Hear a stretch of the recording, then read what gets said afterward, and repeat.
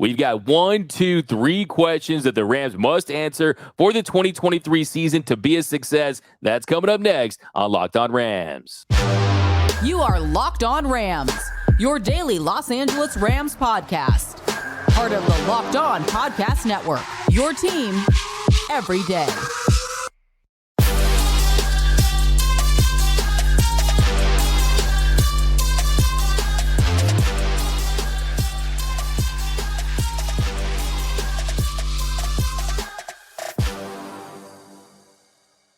What is up, Ramley, and welcome to another edition of Locked On Rams. Thank you for making Locked On Rams your first listen every single day, free and available wherever you get your podcast. We're also available over on YouTube, so if you want to check out the video version of the show, find the show on YouTube, join the party, hit that subscribe button, hit that notification bell, and let us know what is your biggest question for the Rams entering the 2023 season. My name is Doug McCain. You can follow me on Twitter and Instagram at DMAC_LA. I've been covering LA sports for over a decade. The Lakers for SI, the Dodgers for Dodgers Nation. The Dodgers shortstop once called me a human hype machine, but now I'm covering the Rams for Locked On. And as always, I'm joined by the people's champ, Mr. Travis Rogers. He's the Rams pre-half and post-game show host for the Rams flagship radio network, ESPN 710 LA. He's been covering the team for 8 years. Travis, we got some big questions to get into. Yes. You ready to get into it, man? Yeah, but not before I find out which shortstop called you the human hype machine. Was it Cesar Izturis?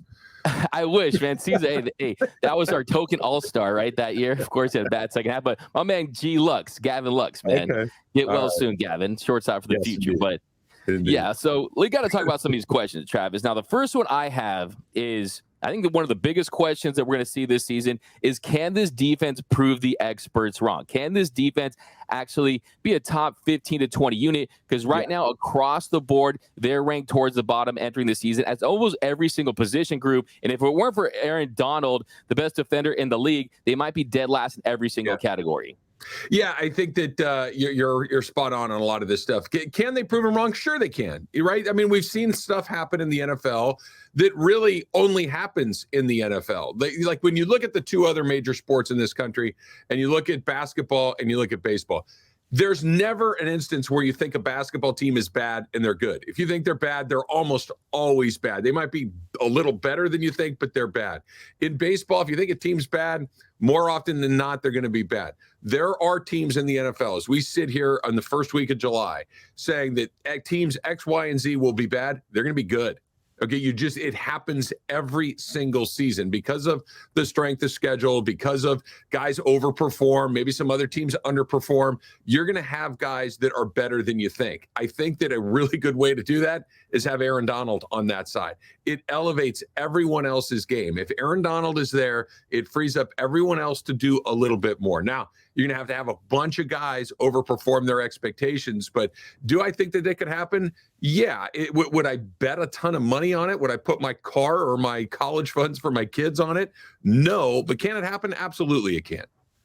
And that to me is the big factor. Is Aaron Donald going to be the only elite player? Is he going to be the meme where he's the Bugatti parked at the mobile home, right? Is he going to be the one good piece? The Hulk needs the Avengers still. If you look at this group as a whole, the key departures, Bobby Wagner, he's gone. Jalen Ramsey, gone. Greg Gaines, gone. Nick Scott, gone. Taylor Rapp, gone. I mean, they have a lot of positions to fill, and I think it's tough to project a unit. So in all fairness, some of these experts, some of these sites that kind of rank these, it's tough to rank them when you haven't seen these guys on the field as a group. But still, defensive line, PFF has it ranked at 22nd. Like I said, if it weren't for Aaron Donald, it says they'd be outside of the top 30. The linebacker group, they have dead last at 32. You got Ernest Jones, played 723 snaps, solid on run defense, 78.8.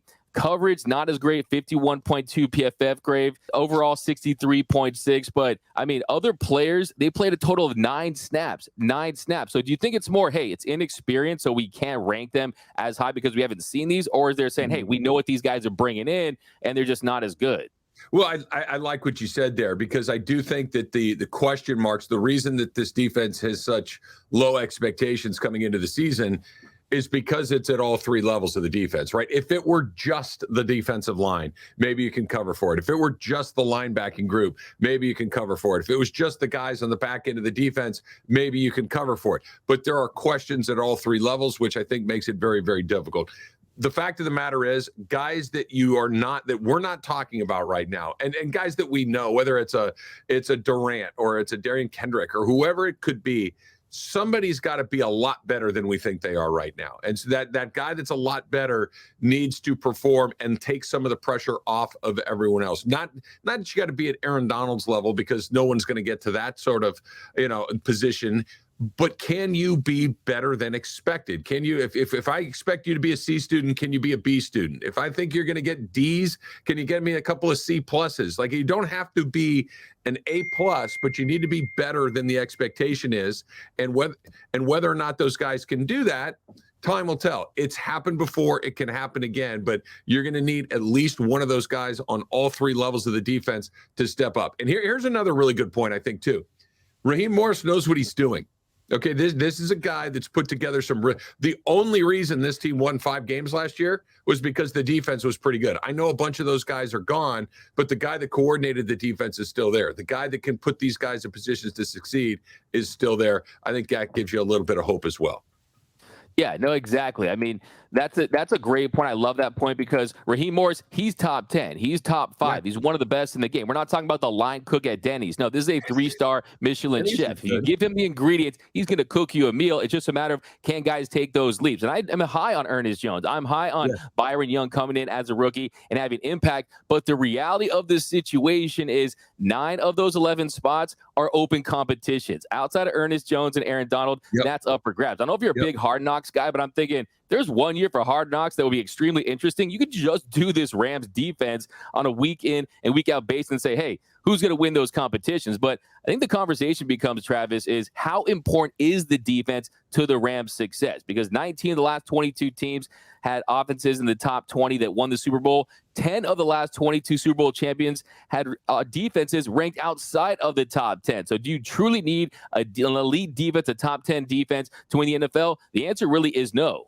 Yeah, I think that's important to note, because it doesn't have to be the 85 Bears. This does not need to be the Ravens of the early 2000s or the Tampa Bay Buccaneers when they won the Super Bowl with Brad Johnson and Warren Sapp and John Lynch and those guys. This needs to be good enough, right? And good enough is good enough occasionally. The team, and I know that we're going to talk about this coming up in a little bit, but this team, however many games they win, they're going to win because they put up a ton of points, that they go out there and have an offense that is really explosive, and that Sean McVay goes back into his bag again for another year and really lights it up on that side. But even if all of those things happen, if the defense is bad, I agree with you. You don't have to be great, but you can't be bad.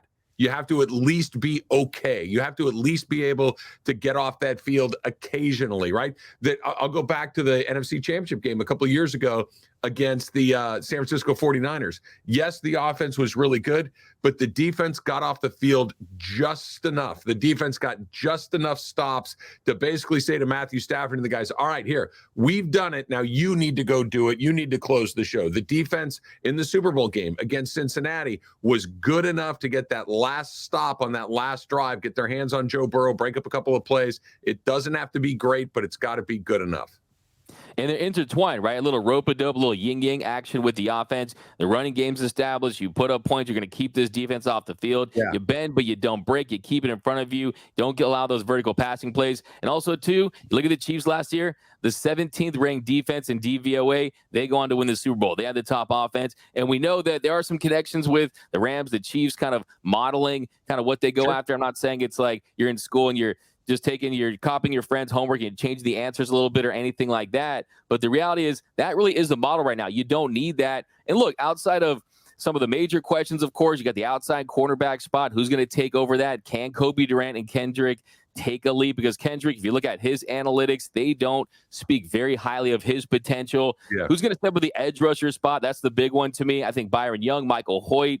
I think they should really go out there and sign a vet if they're serious about winning. So there are tons of questions. I do think, though, it's all going to come down to the offense. We're going to talk about that here in our next segment. Can this offense light the scoreboard and keep this defense off the field? That's coming up next on Locked On Rams. All right, before we do that, D-Mac, let's talk a little bit about our friends at FanDuel. You can take your first swing at betting Major League Baseball on FanDuel and get 10 times your first bet amount in bonus bets up to $200. That's right. Just bet $20 and you'll land $200 in bonus bets, win or lose. That's $200 you can spend betting everything from the money line to the over-under to who you think is going to hit the first home run. For instance, maybe you can find some odds on whether Alex Vezia is going to go back-to-back scoreless ninth innings. I don't love the odds on that, but I bet it'll pay out if it hits. We've all seen what's going on there. He got one last night. And that's all, of course, done on an app that is safe, that is secure, that is super easy to use.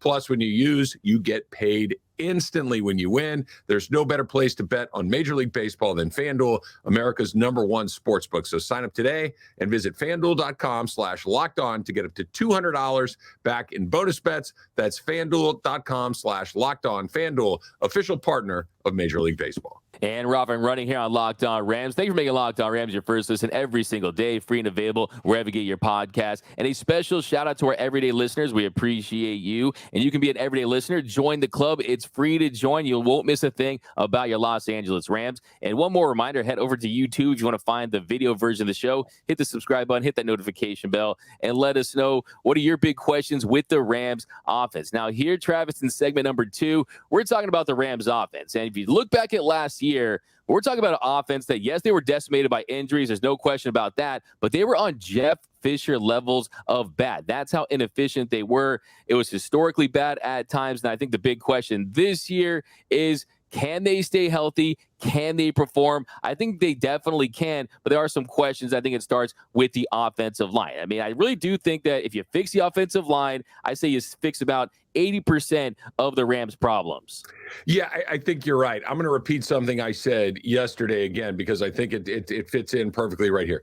Everything you saw last year doesn't matter. It just doesn't matter. Take the other 5 years of Sean McVay's career. That matters. Take the 5 years that you saw where they had a normal amount of NFL injuries, or maybe a little bit better amount. What they had last year was so out of the norm. Even by bad luck standards, it exceeded all of those things. We talked about 15 different offensive linemen, 4 different starting quarterbacks. Just think about it. You play 17 games. You played 4 different guys at quarterback. So I don't want to think of, when we're talking about this upcoming offense, that it has any connectivity to last year's. Now, you're right. If the offensive line is even just bad, never mind historically bad the way it was last year, if it's bad, nothing else matters, right? This is football 101. If those 5 guys can't give you time, if they can't give your quarterback protection, if they can't at least give your running back a fighting chance, nothing else matters. I think they'll be that. I think it will be good enough, not unlike the defense that we're talking about.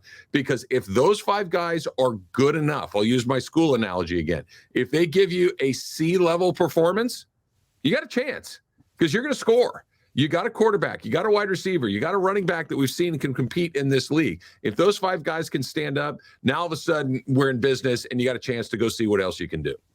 Yeah, exactly. I mean, it's not easy to get a C in calculus or biology or any of these advanced AP calculus and all this stuff. And these are tough tests, right? These are tough classes, being offensive line in the NFL. And if you are getting average, you have the explosive athletes in Cooper Kupp, a guy that's one of the best in the league. You have Matthew Stafford, still one of the best quarterbacks in the league. But I think, too, just kind of going back to Sean McVay and how he has had success. What were the years where Sean McVay had some of the best offenses in the league? It's where he had a top 5 offensive line. It's where he had offensive players. They were having historic season. Todd Gurley, offensive player of the year in 2017. If it weren't for his knee, he probably would have won it in 2018. 2021, Cooper Kupp having an elite season, one of the best seasons ever for a receiver, and Matthew Stafford getting the job done. So starts with the offensive line. If you look at this offensive line, like I said, it was like the season of Squid Game last season, dropping like fries. You had different combinations every single week. They had 71 adjusted games lost along the offensive line. That was the most all time. So it's not just a take or an opinion. It's a fact that it was the most decimated offensive line in the history of the sport. Now, can it be fixed? Is the talent there? Is the cupboard bare? Look, I think the first thing I love was the number 36 pick, Steve Avila. I think right away he starts at right guard. Rob Havenstein, he'll start at right tackle. But those next 3 spots, left tackle, right guard, and center, they're up for grabs. So who's going to take those positions and run with them? That's the big question. Can they get it done?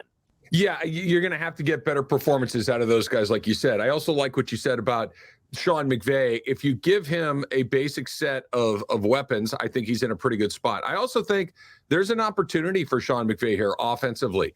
This is a team that is not expected to go compete for a conference title, to go to a Super Bowl, a division title. This is a team that's in transition, right? I think that frees up Sean McVay maybe to experiment a little bit, maybe tinker a little bit, maybe try some things to see if they work, to try some guys in some spots to see if maybe that's something that you can unlock a little bit. Sean McVay is an incredibly innovative offensive play caller. He's an incredibly innovative offensive mind. Let's go back to when he first got here. The conversation was, well, he broke the NFL, right? That now everybody's got to score 50 points to win these games. He's still the same guy. Now, it changes when all of a sudden you got to make sure that you're winning week to week to week to week because you're competing for division titles and everything else. Well, right now, maybe you can experiment a little bit. Maybe you can kind of go into your bag a little deeper, a little sooner to see what else might be out there, because you've just the pressure of competing for a Super Bowl right now is probably not there the way it's been in previous seasons. I'm excited to see. And that he came back knowing that this was going to be the team that he was going to have, knowing that this was the setup, I think is energizing for him. It felt like he was just down and out towards the end of last season. We know he's talking about going away, but that he came back as quickly as he did, that they've made the moves, or more to the point, haven't made the moves that I think a lot of people were expecting. I think he's going to be energized. I think he's going to be ready to go. And I think the offense has a chance to be very Kupp, Akers, Stafford, Higbee, and a decent offensive line is an interesting start. Yeah, me too. I think I'm absolutely excited. That's what gets my juices flowing, is that he's reinvigorating. It is that, hey, let's light up the scoreboard and let's see what we can do. And if you look at the offensive line as a whole, I think one of the big things I wanted to see, Ryan Wendell, you take the best 5 guys and you build that chemistry. You build that continuity. I don't care who has the biggest contracts. I don't care if you want to try to make Joe Noteboom work. Let's not try to make Fetch work, okay? Let's not try to make Joe Noteboom work at left tackle. If Alaric Jackson is the better player for the position, you go with him. You look at the center spot, we know that Brian Allen, he's more experienced. He restructured his deal. But if Coleman Shelton is the guy, you go with Coleman Shelton. Then, of course, you got Bruss, Tremaine Ankrum competing for the right guard spot. I want them to pick the right guys for the position. And then if they do solidify that offensive line, the biggest thing I want to see, and the reason why I'm excited the most for the season, is that vertical passing game. We didn't see it last year enough. That's going to change the game. Van Jefferson, he's healthy this year. Tutu Atwell, we have to see what this guy can do. And look, last year, only 8.9% of passes by Matthew Stafford were deep passes. That was dead last in the NFL. In 2021, that number was over 11%. So they need to stretch the field and go vertical, and you can't do that unless you allow the play to develop, and you need that with a pass protection on the front. Yeah, I want to go back to a name that you mentioned there, D-Mac, a second ago, and it's Van Jefferson, right? That somebody is going to have to step into a role to make some plays that's not number 10. I don't know what the future holds, other than I know that Cooper Kupp is going to get somewhere around 100 catches. He's going to score somewhere around 10 or 12 touchdowns, and he's going to be really, really good. Other than that, I have no idea what's going to happen. I don't know what Van Jefferson's going to look like. I don't know what Atwell's going to look like, what Robinson's going to look. I don't know. We'll see what it is, but somebody outside of number 10 is going to have to be one of those guys. When you and I get together on Sunday nights after these games, or we're talking about this on Monday morning, it's like, man, that guy's really become an important part of what they do. Somebody's got to be that guy. It doesn't matter who it is, but it needs to be somebody where we're halfway through the season and go, wow, man, that guy's having an amazing year. If that guy doesn't present himself, then we're probably talking 8 games through the season about a 1 or a 2-win team. If that guy does present himself, maybe through the 8-game part, you're talking about a 4 or a 5-win team. And all of a sudden the perspective and the way that this team attacks the second half is very different. 100%. I think that is the major question. A lot of people talk about the wide receiver 3. I think it's more about the wide receiver 2, because wide receiver 3, are we going to get more of a possession guy with Skoranek, with Nacua? Are we going to get an explosive guy like Tutu Atwell? I think it's, can Van Jefferson be that guy? And Travis, every offseason I go through this cycle where if my team doesn't win the Super Bowl or go far, I'm like, my team's terrible. I want different players. And then when the season comes along and it gets close, then I become the ever optimist. Like, I love all these guys. They're all going to have great seasons, right? It's this vicious cycle where you're too optimistic. When it comes to Van Jefferson, I'm starting to get bullish on him. I think he has the tools to be that vertical threat. In 2021, he averaged 49.3 yards per reception on deep passes. That was first in the NFL. It was also top 3 as a deep target. And if you look at Tutu Atwell, third in depth of target and second in yards per reception. So, look, it tells us that we have a quarterback that can throw the deep ball. We have receivers that can stretch the field and catch the deep ball. It's just, do we have an offensive line that can allow these plays to develop? So that, to me, is the big key. Yeah, I think that I want to go back to Jefferson for a second, too. This is really the first chance he's gotten to be what you just described, right? When he came into the league, he's a rookie. You're going to get what you get, right? Then after that, Robert Woods is around. And then all of a sudden, Odell Beckham Jr. is around. And then last year, Allen Robinson is around. All these guys expecting to be the number 2 guy, and Van Jefferson will be the number 3 guy, or, whatever available options come after that. Well, this is the first time in his Rams career where at the start of the season, it's like, okay, you're the number 2 guy. Go do it. It's a great opportunity for him. I hope he grabs it. Absolutely. I mean, opportunities are knocking for Van Jefferson. It's just, can he take advantage of this opportunity? But coming up here in our final segment, can the rookies get it done with an all-rookie special team unit? Should they go out there and get a guy? That's coming up next on Locked On Rams. And welcome back to Locked On Rams. Thank you for making Locked On Rams your first listen every single day, free and available wherever you get your podcasts. And a special shout out to our everyday listeners. We appreciate you. And you can join the Everyday Listeners Club too. Hit that subscribe button, listen every day, and you won't miss a thing about your Los Angeles Rams. Now, Travis, here in our final segment, we have to switch gears a little bit and talk about special teams. Now, I know that special teams, not the most fun topic to discuss, but is a direct impact on winning. I think the biggest question here is, we've seen tons of elite special team units. You've had Greg the Leg, you had Gay, you've had Hecker. We were talking about some of the best in the sport, and now we're talking about shifting gears to an all-rookie special team unit. Now, the Rams have 1 punter, 1 kicker, 1 long snapper. They're all rookies, and I'm not so sure that that's the way to go if you want to make the playoffs and really have a team that's going to contend. Well, I think that's it, right, D-Mac, that when you look at this stuff, you might be able to get away with one guy that's inexperienced in one of those spots, but to have all of them inexperienced is probably a pretty risky proposition. And I mean, we all watch football. How many times do these games come down to a kick or field position or putting somebody in a tough spot? Often, right? It's very rare where an NFL game is decided midway through the third quarter and you're just like, okay, let's just get in the locker room and call it a day. These guys are incredibly important. And I like how you mentioned them all, right? You're talking Johnny Hecker, you're talking Matt Gay, you're talking Lance Zierlein, or Greg Zierlein, excuse me.